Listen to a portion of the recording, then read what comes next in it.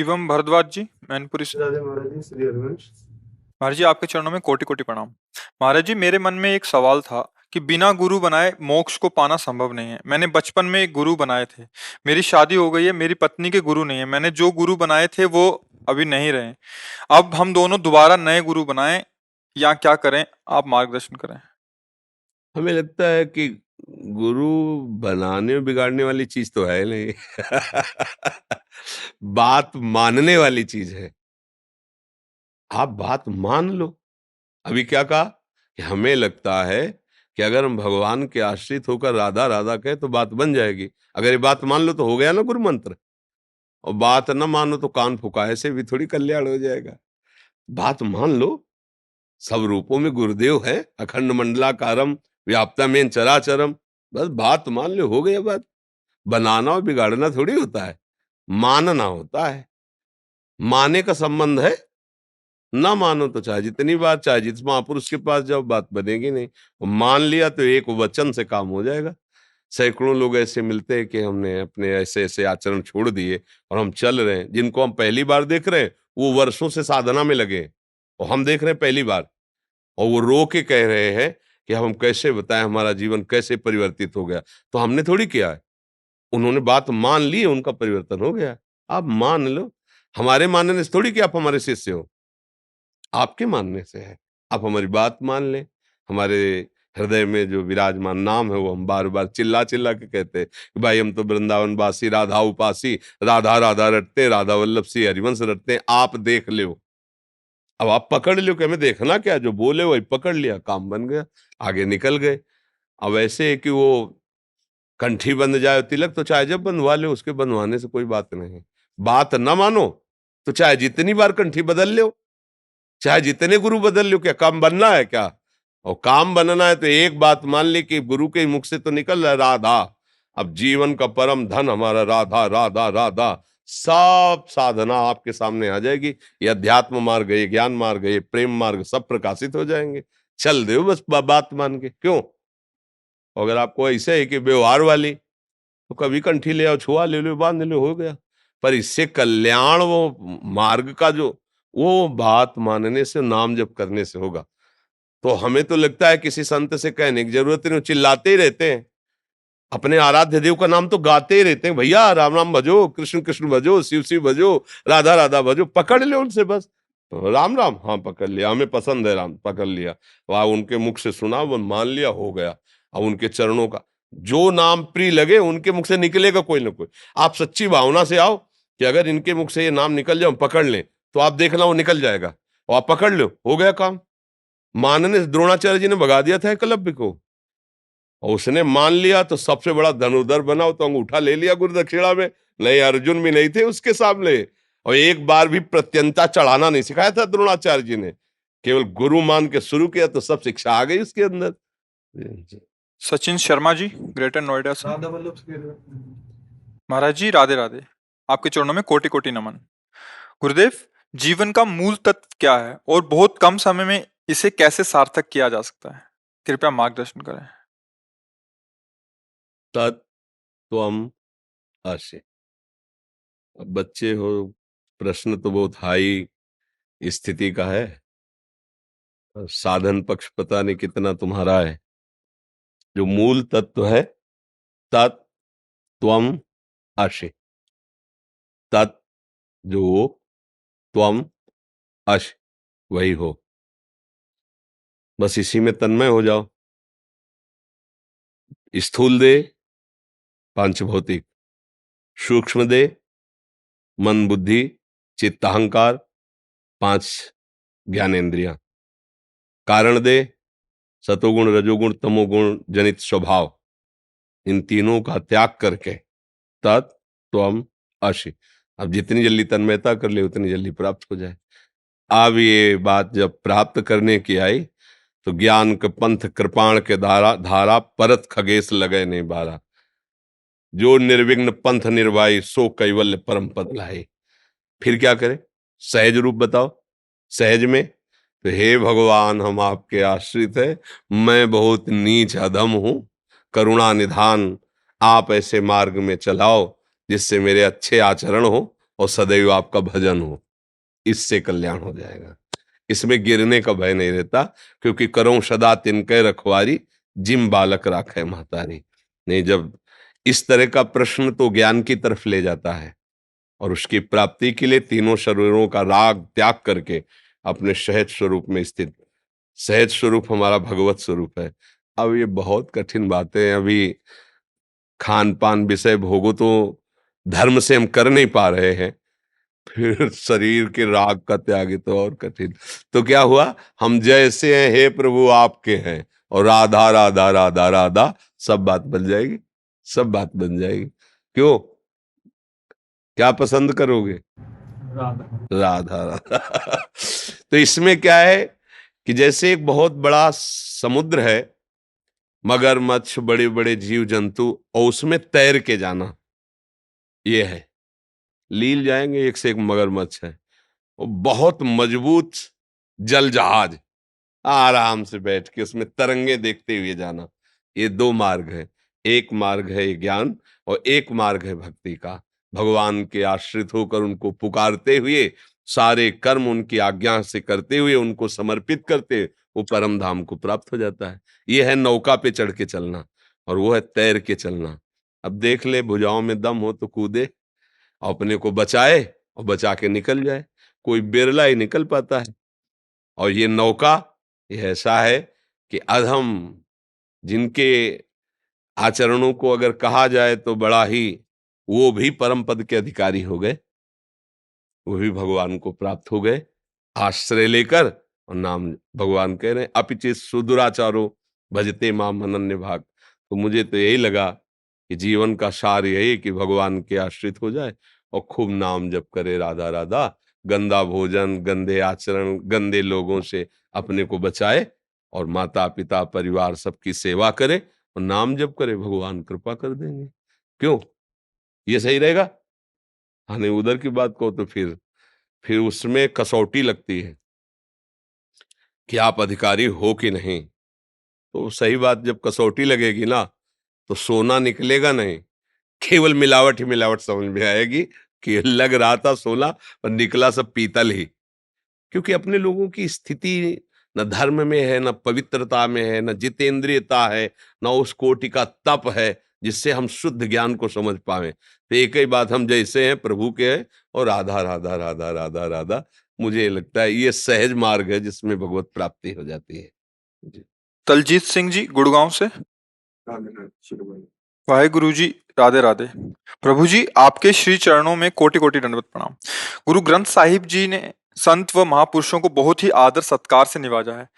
इसी से प्रेरित होकर सौभाग्य से आपके द्वारा कहे वचनों को सुनकर ऐसा महसूस हुआ जैसे कि आप गुरुवाणी को ही सरल भाषा में समझा रहे हैं। आपके द्वारा नाम सिमरन की विधि अथवा उसके गुणों का व्याख्यान करना मुझ जैसे कलयुगी जीव को सात्विक बल प्रदान कर रहा है। संत द्वार पर प्रभु ने लाकर खड़ा किया है, तो यहाँ से खाली हाथ नहीं लौटना चाहता। आपके श्री चरणों में हाथ जोड़कर प्रार्थना है कि मन, बुद्धि व अंतःकरण की कमजोरियों से बचा रहूं।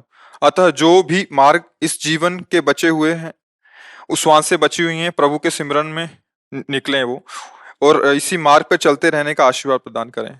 वो तो आशीर्वाद है, भगवान ने मनुष्य शरीर दिया, और सबसे बड़ी बात, गुरुवाणी का आश्रय दिया। जिसने गुरुवाणी का आश्रय लिया और गुरुवाणी का मनन किया, उसमें कोई भी सद्गुण की कमी नहीं रह जाती। जो मन बुद्धि हमारे संसार की तरफ आसक्त हो रहे हैं, उसका कारण है हम कहीं ना कहीं गुरुवाणी का जो आदेश है उसका उल्लंघन करते हैं। अगर उल्लंघन न करें तो गुरुवाणी में इतनी सामर्थ्य है कि उसका जब मनन करोगे तो मन बुद्धि में इतनी पवित्रता आ जाएगी कि वो नाम को छोड़कर फिर अन्यत्र कहीं जाएंगे भी नहीं। हमारी थोड़ी प्रमाद स्थिति हो जाती है। प्रमाद स्थिति, जो नहीं करना चाहिए उसमें सुख बुद्धि, जो नहीं करना चाहिए उसमें सुख बुद्धि। अब जैसे शरीर की अवस्था ऐसी है, पर मन की वही अवस्था होती है जो उसने पूर्व से अभ्यास किया है।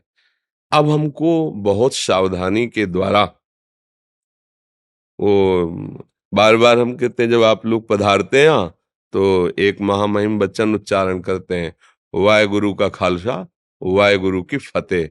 हमें बहुत अच्छा लगता है, क्योंकि वाहेगुरु का खालसा का तात्पर्य है कि जो गुरुदेव हैं, जो गुरु है, वो परम ईश्वर है, परमेश्वर है, सारा वैभव उसी का है। और जो उनकी वाणी का आदर करता है, जो गुरुवाणी को अपने हृदय में विराजमान करता है, उसकी फतेह हो जाती है। अर्थात वो मन बुद्धि चित्त अहंकार के अधीन नहीं रहता, वो मन बुद्धि को अधीन करके उस परम परमेश्वर में लगा देता है। यही फतेह है। वाहेगुरु का खालसा, वाहेगुरु की फतेह। जो वाहेगुरु के वचनों को मान लिया, ये गुरु ग्रंथ साहब साक्षात गुरुदेव हैं, मूर्तिमान प्रभु हैं, अक्षर अक्षर ब्रह्म है। आप उस बात को मान करके और यदि हम चले तो निश्चित हमारी फतेह होगी। अगर हम आज्ञा उल्लंघन करेंगे तो फिर कुछ भी करें, सफलता हाथ नहीं लगेगी। ये शब्द लिख ले, क्योंकि मोक्ष मूलम गुरु कृपा, इस कृपा का अधिकारी वही होता है जो मंत्र मूलम गुरु वाक्यम, जो गुरु का आदेश, गुरु के शब्द हैं, वही परब्रह्म तत्व का, परमेश्वर का साक्षात्कार कराते हैं। बिल्कुल साक्षात उनके आदेश को मान करके और चल दो तो निहाल हो जाओगे। नहीं, जो नाम मिला है, जो मंत्र मिला है, खूब अंदर ही अंदर उसका हर समय। और हमारा जो मन बेईमानी करता है, वो भजन से हटाने के लिए वो क्या करता है, इस वस्तु को खा लें, आज इस वस्तु को देख लें, आज इसको भोग लें, आज ऐसा कर लें। वो बीच बीच में प्रलोभन देता रहता है, और उसके प्रलोभन में जो नहीं फंसता तो मन फिर अधीन हो जाता है और वो भजनानंदी हो जाता है। और जो उसके प्रलोभन में फंस जाता है तो मन उसको अधीन कर लेता है और फिर विषयानंद में फंसा देता है। भाई यही चाल चल रही। जो गुरु का कृपा पात्र है, साधारण भाषा में कहा जाता है गुरु मेहरबान तो चेला पहलवान। कोई भी विकार उसे परास्त नहीं कर सकता। बस ये कि अक्षर पर टिक जाए। अक्षर अविनाशी सच्चिदानंद का जो आदेश है उस पर टिक जाए, फिर माया नाम की कोई वस्तु नहीं जो आपको परास्त कर सके। अब बहुत कम समय रह गया है जीवन का, पता नहीं कब शाम हो जाए, कब श्वास रुक जाए। तो हर समय अंदर ही अंदर, अंदर ही अंदर खूब नाम जप करता रहे। नाम जापक अगर ऐसा सोचता है मैं नाम जप करूं मुझे शरीर सुख मिले, तो फिर थोड़ा घाटे का विचार है। देखो अपने गुरुजनों को देखो, ऐसा कि उनकी कृपा जरा सी हो जाए तो परम पद मिल जाए, ऐसे वो महापुरुष हैं। और उनको विधर्मी लोग कितना कष्ट दे रहे हैं, पर वो कहते हैं राम का किया मीठा लागे, सह रहे हैं। इतना बड़ा पावर है उनमें कि वो उनका विनाश एक क्षण में कर सकते हैं, जो उनके शरीर को पीड़ा पहुंचा रहे हैं, सह रहे। और ऊपर से कह रहे राम का किया मीठा लागे। क्या हृदय है महापुरुषों का कि जो उनको कष्ट दे रहे हैं, उनके लिए तो उनके हृदय में कोई बात ही नहीं है, और अपने को अच्छा लग रहा है उनको। और ऐसा कष्ट तपती हुई बालू में बैठा, मतलब जो धधकती हुई बालू है उस पे ऊपर से गरम आग जैसी छोड़ रहे हैं, पर वो राम का किया मीठा लगे। तभी तो महापुरुष हमारे गुरुदेव हैं, ये करके दिखाया। और सामर्थ्य इतनी है, सब कुछ कर सकते हैं, एक क्षण में भस्म कर सकते हैं। छोटे मोटे जो भूत प्रेत सिद्ध करते हैं, कुछ दिनों में उनकी अपवित्र साधनाएं और वो भूत अधीन हो जाता है, कुछ भी करवा सकते हो। और सबका मालिक जिनके अधीन है नाम के बल से, और उनको कोई शारीरिक कष्ट पहुंचा रहा है वो मुस्कुरा के सह रहे हैं, क्या उनमें सामर्थ्य नहीं? अरे वो विध्वंस मचा दे, एक संकल्प कर दे तो नष्ट कर सकते हैं, लेकिन नहीं, महापुरुषों ने करके दिखाया है कि नाम ऐसा है कि जिसके हृदय में छा जाता है वो सब कष्ट हंस के सह लेता है। पर नाम के भजन का फल वो कष्ट मिटाने में नहीं, दूसरे का कष्ट मिटा देंगे।